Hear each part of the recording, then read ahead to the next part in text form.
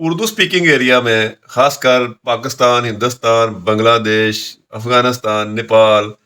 سری لنکا وغیرہ جہاں پہ اردو سمجھی بولی جاتی ہے، یہ جو عرب کے ممالک ہیں یہاں پہ بھی عربی جو ہے وہ بھی اردو جانتے ہیں، اور اس میں بہت بڑی تعداد اردو جاننے والی ہے، پوری دنیا میں اردو ایک بڑی زبان ہے۔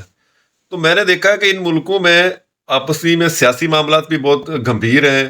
اور بارڈر ٹینشنز بھی ہیں، لیکن انٹرنیٹ پہ جو لوگ پیسے کما رہے ہیں وہ کسی کی مخالفت نہیں کرتے، ان لوگوں کو ایک دوسرے ملکوں سے ویوز کے معاملات میں احتیاط رکھتے ہیں، محتاط رہتے ہیں کہ کوئی ایسی بات نہ ہو جس سے کوئی معاملہ بنے اور اس ملک میں ہماری جو ویو ریٹنگ ہے وہ نیچے نہ آ جائے۔ تو اگر یہ ممالک آپس میں بھائی چارہ اور محبت رکھیں اور یہ جو معاملات ہیں یہ حل کر لیں جو اپنے ان کے مسائل ہیں، تو دیکھیں اس خطے کے لوگوں میں کتنا فرق پڑ سکتا ہے۔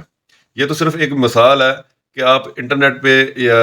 جو ویوز کے لیے ایک دوسرے کی مخالفت نہیں کرتے، جس سے بہت سارے معاملات میں اختلافات نہیں ہوتے ہیں، آن لائن لڑائیاں نہیں ہوتی، بہت ساری اور مزید جو غلط باتیں وہ نہیں ہوتی۔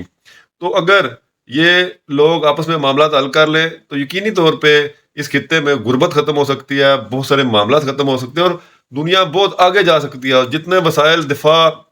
یا دوسرے معاملات میں لگ رہے ہیں یہ عوام پہ لگیں، اور عوام جو ہے وہ